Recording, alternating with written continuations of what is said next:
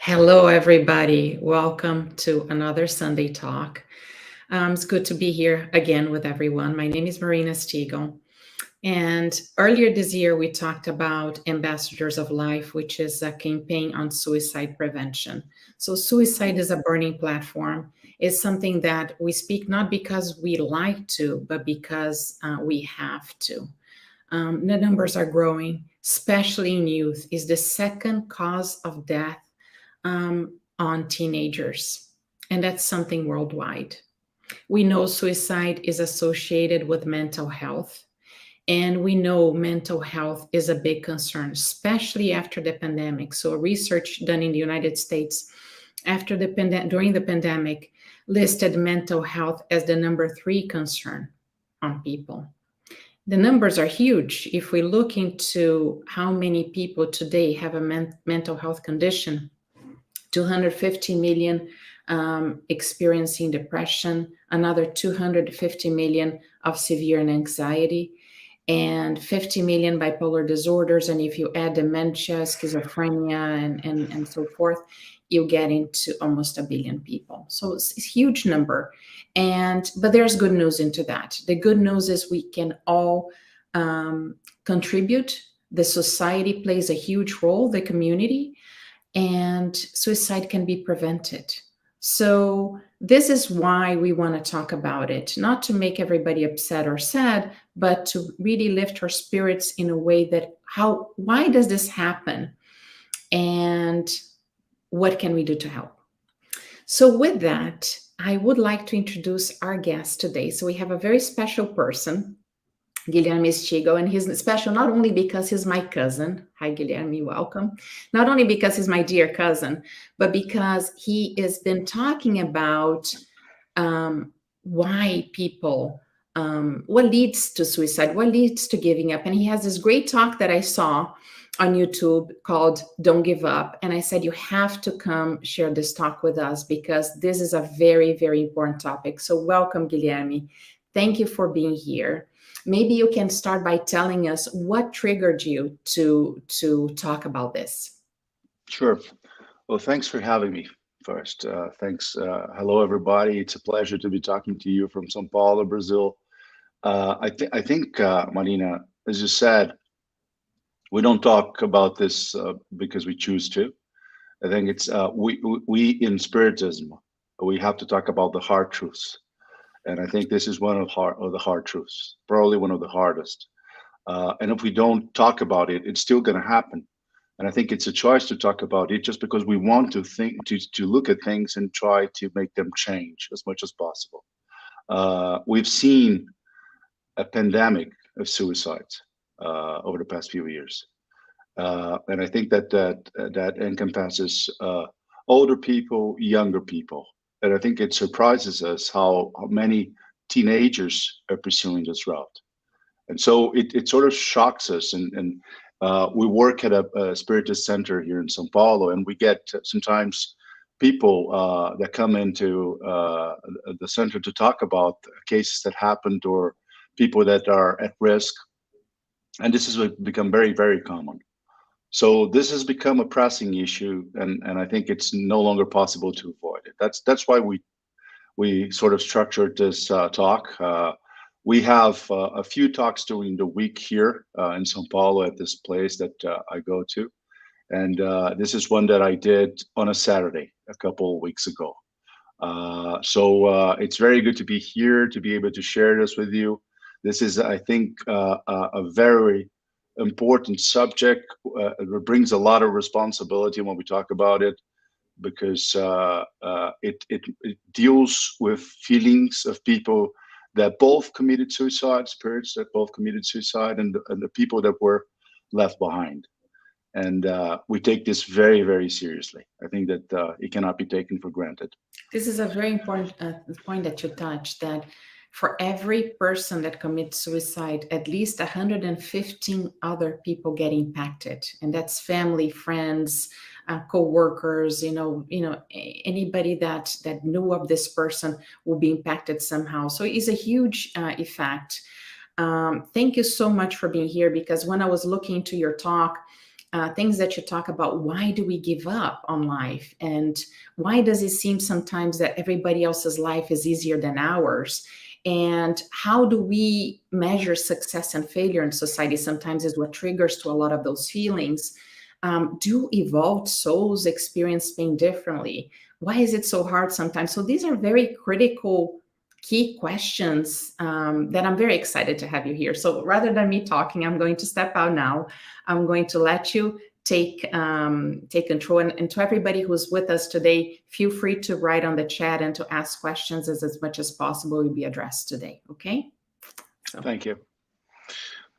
So, guys, I think that the first thing that I wanted to do is give you a little context on a spirit that we're going to refer to a couple of times in this presentation, which is Joana de Angelis. Joana de Angelis is an old soul. You can look her up on the internet. It's not going to be difficult to find references about her. But I think that the important thing that you need to know about her is that she is a spirit that has studied psychological aspects of the soul for a long time. And in that capacity, she has a number of books, and I don't really know how many are in English, but I assume there are a few, where she sort of studies the detailed aspects of the human psychology and helps us understand from the perspective of the spiritism, of future life, of reincarnation, some of the dynamics of the soul. This is very, very helpful. This is very practical, and I found to be very interesting and helpful, especially when we're talking about subjects like this. So, first of all, I wanted to make this a simple and interactive chat. This is not, I'm not an expert. I've studied a little bit, but I'm not an expert. So I'm just bringing you some concepts that I think are very relevant that can help you understand a little bit better the topic. I think that it's important to sort of mention what we're going to talk about today. As Marina said, we're going to talk about challenges and hardships in life. If we see evolved souls experiencing pain differently, so how does that work for them? How we evolve, the evolutionary process for us over time, the meaning of success and failure, the healing power of helping others, which I think is a very relevant topic when we look about the suffering of life and how you can handle that and find alternatives to the suffering. And we're going to conclude with some topics. Life is filled with challenges, and I find it interesting that for most people, and I'm not different. Sometimes you look at other people and you find them having better lives. These guys sometimes don't seem like they deserve a better life, and they have a better life. Why is that so? And why is it so difficult? Why is life so difficult?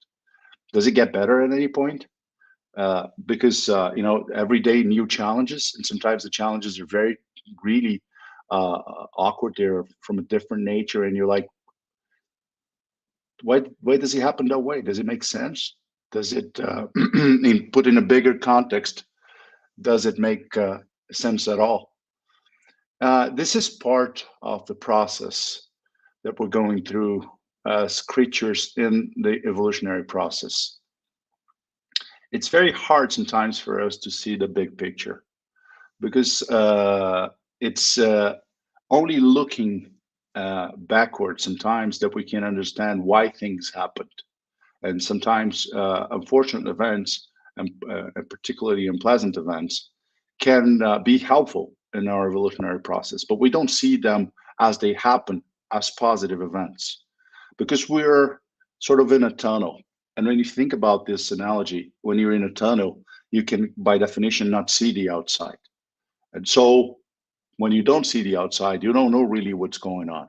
You're limited. Your view is really connected to the very close experience that you're having. And that makes it very difficult for you to judge the big picture, to judge the big picture.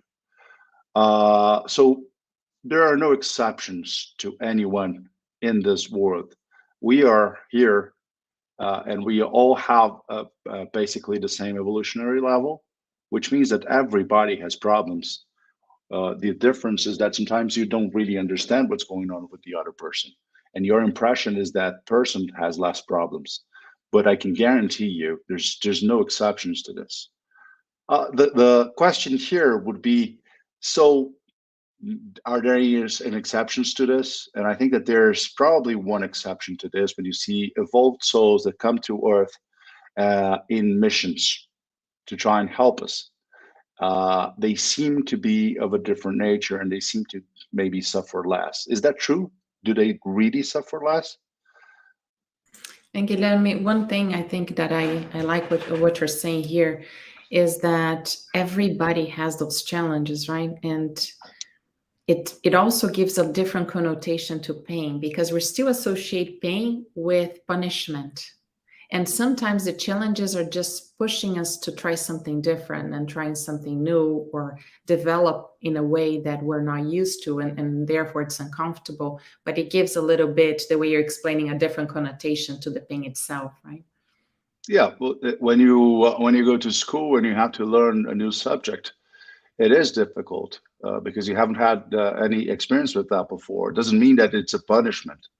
It's in fact somebody that you're doing to get better. And so you're absolutely right. There are some sufferings in nature that have to do with correcting the past. That's not a punishment. That's an opportunity that God gives us to sort of make things right.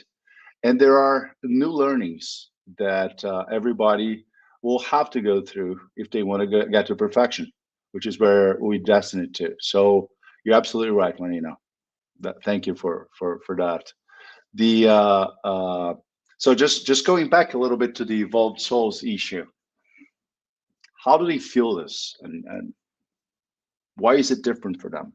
And yes, it is, but it's not different because they're not impacted by suffering. They are impacted by suffering. They do have health issues. They do have people disappointing them. There's a lot going on. It's not that they're in a different planet altogether. They're here and they're going through the same realities, but they shift their paradigm and they manage expectations differently. How's that? They choose to place the source of happiness inside themselves, within themselves. And what we usually do as not so evolved souls is that we choose to place the source of happiness outside ourselves.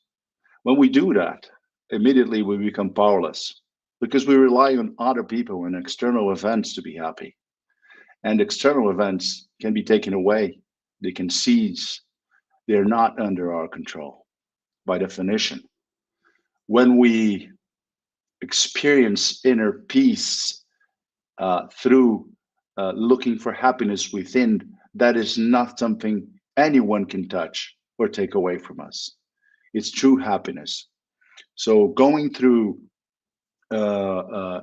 experiences in my life, I found that sort of happiness in helping others only, not in buying things, not in becoming important professionally, not in being somebody that people admire. I think that that's all nice and good, but that's not something that is really true joy. True joy comes from the within. What evolved souls do is that they feed off their inner joy. They derive that inner joy from their own goals. They find happiness in overcoming their own limitations. And they are not led by other people's choices, but their own choices. So it's essential to focus on a path that over life will take you to this inner joy pursuit. Uh, it's a step-by-step process. It's not an easy start because when you think about this, I think it's easy in a world like the one we live in, where uh, uh, you know having things, owning things, is so important and so well regarded by most people. So it's not natural for us to sort of abandon that and look within ourselves. But I think that's the nature of the problem, and that's the path going forward. As Joanna De Angelis says, when material energies and primary impulses are predominant in an individual, the inevitable work towards evolution is sacrificial. The absence of moral strength can cause him to give up. This is very important. The more we are connected to the current world in a materialistic way, the more we feel like it's easy and it's an option to give up on things. Giving up seems like an option to the less developed soul. And there's another difference between evolved souls and us in general, which is we seem to think that giving up is an option, and they know it's not. They know it's just delaying the problem. Let's talk a little bit about the mechanics of evolution. So, God designed, as everything that God does, a perfect evolutionary process, which it consists by going through learning experiences, challenges that God puts in our path. But God not only puts the challenges in our path, He also gives us all of the elements to overcome those challenges. It's not the problem only, but the solution as well. We need to figure that out, but all of the elements are present. It is a long journey. When you stop it, you don't cease to need to go through those experiences. You're only postponing it. So giving up does not make the process easier, but rather more difficult, because you're going to have to go back at it as many times as necessary to go ahead and overcome that particular difficulty. As we said, the lower the individual stage of evolution, the greater the resistance to evolve, because there's an inclination towards quitting once you don't have the moral strength to go through and overcome these challenges. When you talk about why that is, it's very easy to understand. When you have a body that is completely stationary, starting the movement is more difficult. The inertia makes it very difficult. And so when you start the movement, slow as it may be, you start to lose that inertia and it becomes easier. And let's face it, life can be painful. It is a fact, but there's a reason for that. We're learning, and the friction of learning creates pain. So pain is learning in motion. Pain is a great indication that things are happening for us. Dealing with it is not that easy. Please, Marina. No, I was, when you were talking about pain, my mother used to say that pain is a bell that rings to say that something, we need to pay attention to something in our behavior and how we're conducting life. It's always a course correction force, right? To push us to move or to change the course of our action. So it's a different way to look at pain, right? Because usually we see pain as something that happens to us, we're the victim of it, and it's something to feel bad about ourselves, right? So the way you're going towards that direction, and when you talk about fighting it and resisting it only makes it worse. And we were having a conversation this morning here to say it's almost like you have something bothering you in your tooth, right? And it's something as a discomfort, and you say, I'm going to ignore it, I don't want to pay attention to it. And the next day you wake up and then it's swelling in your mouth. You're like, it's really bothering. And then the third day you cannot eat anything. The fourth day you're screaming in pain. But so the pain, so it's just something that if we don't pay attention and if we don't address it, it only gets worse, right? So it's why postpone it? Exactly. I think that there are a couple of other examples that I use frequently, which is when you have financial problems and you decide not to check your balance account. And it feels like if you're not checking it, the problem goes away when it really doesn't. It's still there. So the best course of action here is not to ignore the problem, but to act at it. That's always true in evolution. You can't cheat evolution. It's not like, oh, okay, I'm going to make a negotiation here with God and then avoid going through this. It's not the reality. The reality is that to get to where we need to be, which is perfection, we need to go through all of the difficulties and overcome all of the difficulties. And we're going to do that. It's our choice on how we do that, and if we delay it. And so it seems easier to say no sometimes, right? Because we're not very evolved. And there will always be reasons not to move on. I can always name reasons not to go to a place, or not to go pray, or not to go to the doctor. But it's important to keep in mind that the results of our actions will not necessarily be seen in the short term. And that's a problem for us, because we measure success and failure in a way that sort of biases us. We have a very, very difficult time understanding the big picture, given the limitations of our evolution and how we judge success and failure. Things may seem like they're constantly going wrong. And when you do that, and I guess everybody here probably had a day where, like, oh, I'm going to give up. This is so difficult. I mean, everything goes wrong. Look at this guy. He doesn't like me. Look at that guy. Look at that business opportunity. It seems like, an option to give up. Success or failure, which I think is central to this discussion. Joanna De Angelis says, the success that everyone aspires is a fortuitous event that crowns an undertaking on one occasion and gives adverse results in another. This is, to be clear, success and failure can mean very different things under very different scenarios. And we cannot fully understand if it's a success or failure until we've lived through the whole thing. Which is to say, if we go back to the tunnel example, if we're inside the tunnel, we don't really know if it's a success or failure, because you're only seeing this much, and it's very long. And when you look at this, it might be like, oh, very successful person. But the risks associated with that success are difficult for us to sort of judge. Also, that person is a failure. But the achievements that that spirit has accomplished based on dealing with the failures is very difficult for us to judge as well.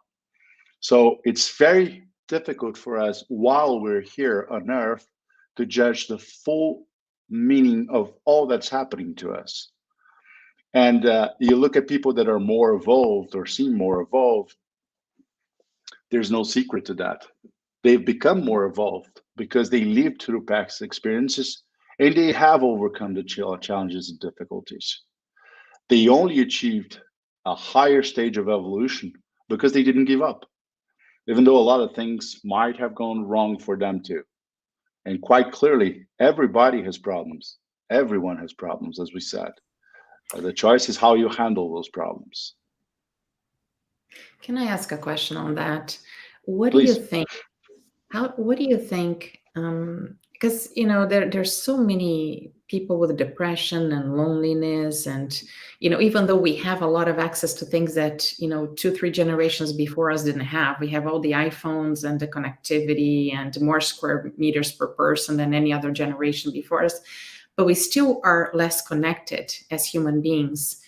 What do you think? When we think of this topic of how we define success or failure in our society, do you think these elements, and how is this impacting the way we see ourselves today, right? Because we should be happier, and it seems like we're more miserable overall. And I've seen, and to that point, I've seen a lot of very professionally successful people that are very unhappy, very, very, very unhappy. And I think, Marina, the less you value aspects of the soul and of internal happiness, the more difficult it is to become truly happy. And as we have defined, the challenge here, and that's why we have a lot of depression, and that's why we have a lot of people that are very unhappy, is that people define their success based on outside measures. And so if you make a lot of money, you're successful. If you don't, you're not. And I can tell you for sure that I know a lot of people that don't make a lot of money that may be happier than people that make a lot of money. And their life is full.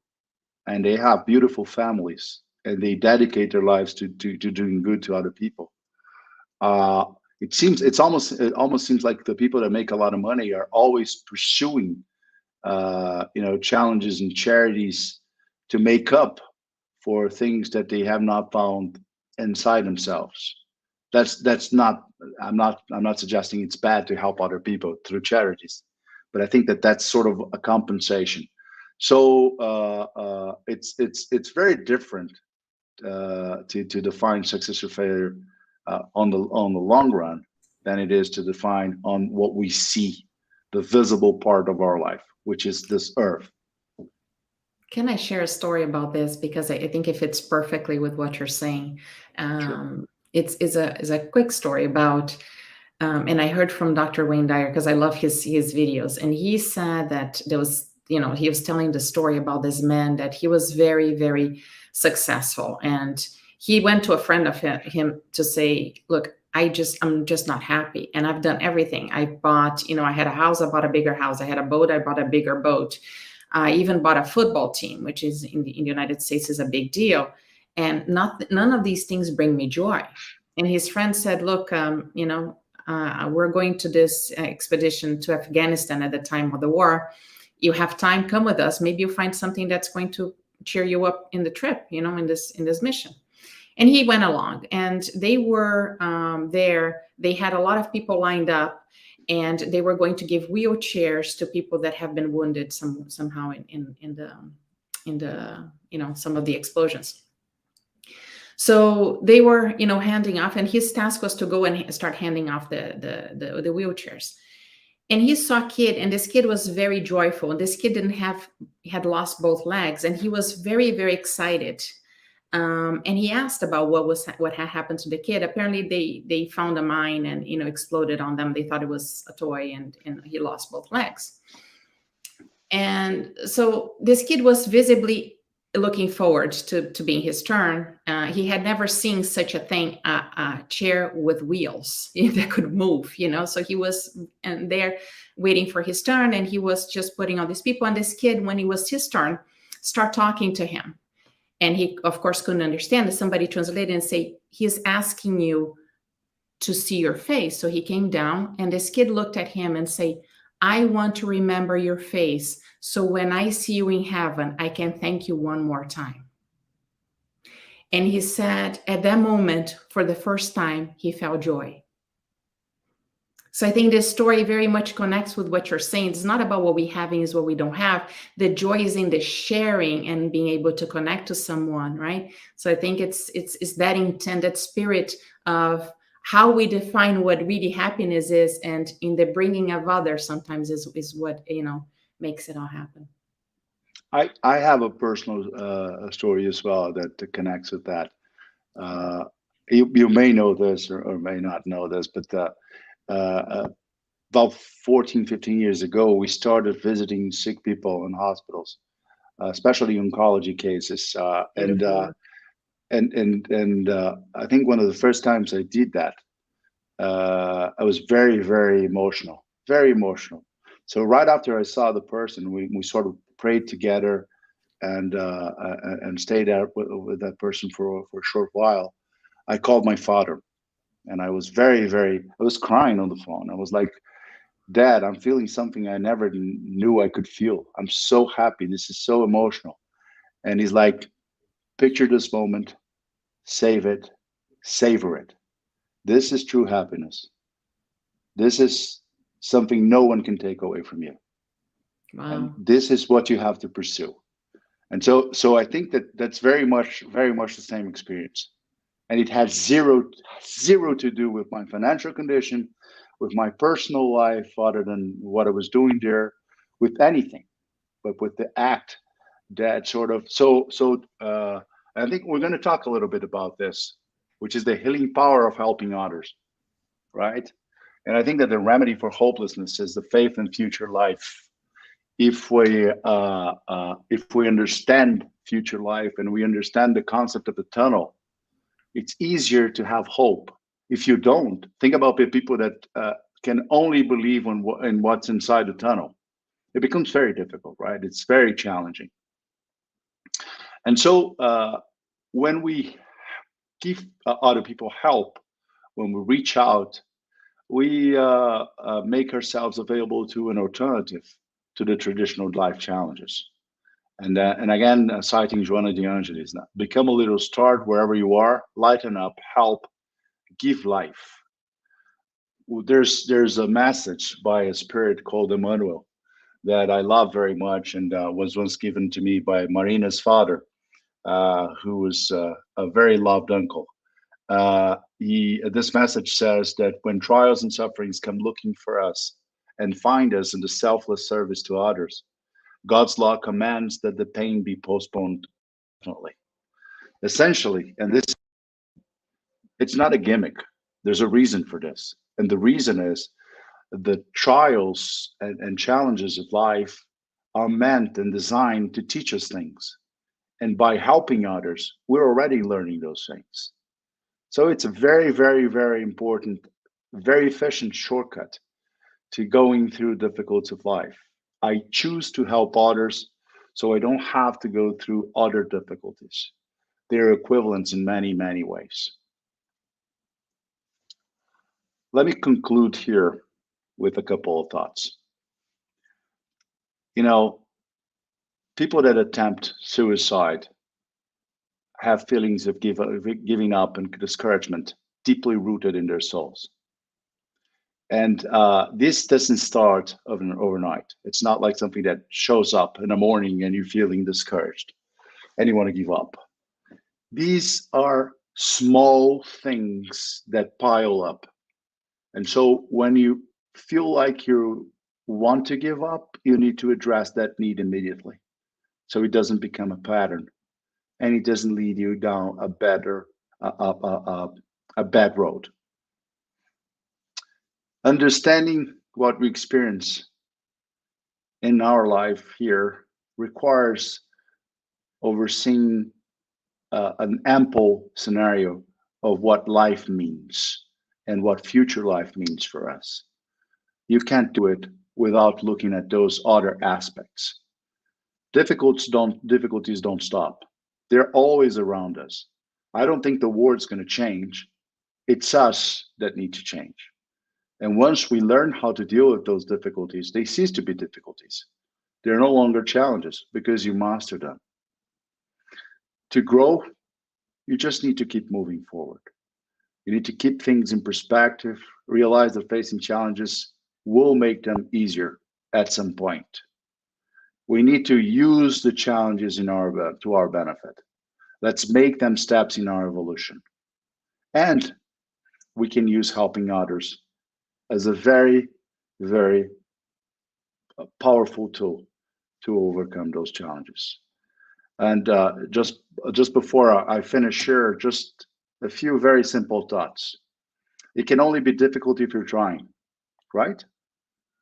If you're not trying, it's not going to be difficult. So it's a sign that you're doing something. We are the solution to our own problems. You can search for help, you can look for help, and it's important to do so. But rest assured, you are the solution to your problems. Look inside, work with your feelings, work with your thoughts. We can fulfill our needs by searching within ourselves. This is always true, wherever you are. And giving up only postpones the necessary learning. The needs to learn are not going to go away. They're part of God's process. So let's make the right choice here. But I think, and this is what I wanted to sort of finish, Marina. Let's understand that people that choose to commit suicide are suffering souls. No one leaves home in the morning choosing to have a bad day. No one incarnates choosing to seize their own life. It's not something that people think ahead in time and they plan to do. They only do these things because they are suffering tremendously. And I think that the point here is we need to be respectful of the condition of these people. And what we need to do is try and help them, but never, never, never judge them. never judgment, because we don't know what it takes to be in that position. Thank you. Thank you so much. This is really amazing. So many things to you made it simple, but there are so many things to think about here. And thank you for talking about the compassion that we need to have for those who are thinking about suicide, because sometimes we shame people to say, how can you be thinking about this? And to those who have, because we know, and they have. I always talk about the story of the guy that survived the Golden Gate Bridge, and he said the second he let go of the rail, he regretted it. And then they interviewed 19 people who had survived suicide attempts, and they all confirmed that none of them wanted to end life. They wanted to end the pain. It's just the pain gets to a level that's so overwhelming that the only thing they can think about at that moment is to end their life. So they need our compassion and they need our help too. So we need to break those taboos. We need to start talking about it. One way to say is, look, it is common, is usual for somebody to be, in your condition, experiencing what you're experiencing, to be thinking about ending his or her life. Are you thinking about that? Do you want to talk about it? So it's okay to approach. It's okay to talk. It's okay to ask for help.